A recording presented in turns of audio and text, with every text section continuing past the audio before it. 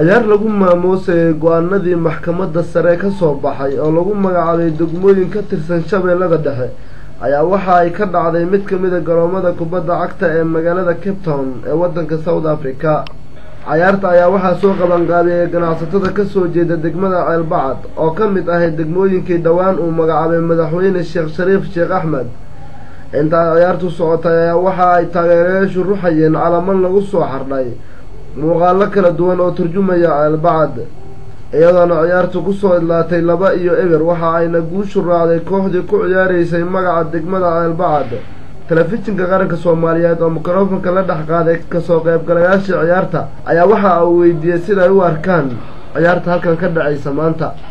waxaan ugu talangalnay maadaama aan degmada Ceelbacad oo loo magacaabay degmo cusub si darteed ayaan kubaddan u ciyaaraynaa.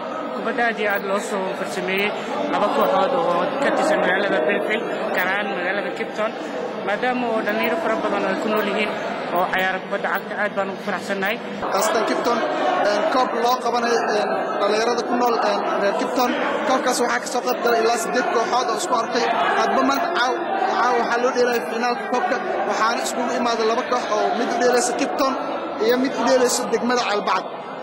sidaas awgeed waxaa oo sida aad u jeedid waxaa guusha ay ku raacday degmada Ceelbacad daraswaay dadkan aad u faraxsan yihiin. Abdullahi aad baan ugu faraxsanahay in isku yimaadaan labada kooxood ee kala Cape Town kooxda ku ciyaaraysa kooxda kale ay ku ciyaaraysa Ceelbacad district ama degmada Ceelbacad kooxda ka soo jeedo aad ayaan ugu faraxsanahay maanta in labadan kooxood ay finaal isugu soo baxaan.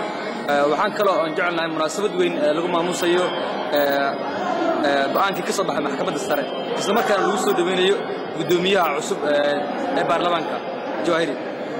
waxaanu qaban doonaa habeenka Jimcaha ama maalinka Jimcaha habeenka Sabtiga ay tahay munaasabadaas awgeed ayaa munaasabadan loo soo martay sidii labadan kooxood ay banooniga ay u sideed kooxood ayaa ahayn labadan kooxood ayaa finaal isku maatay waxayna guusha ku raacday kooxda ka soo jeeda degmada Cabdulshaaki maxaad maanta u imaataa garoonka ciyaarta maanta inta ka dhacday aad ayaan ugu faraxsanahay waxayna ku dhamaatay natiijo aad u fiican waxaan ku soo dhaweeynaa degmada Ceelbacad.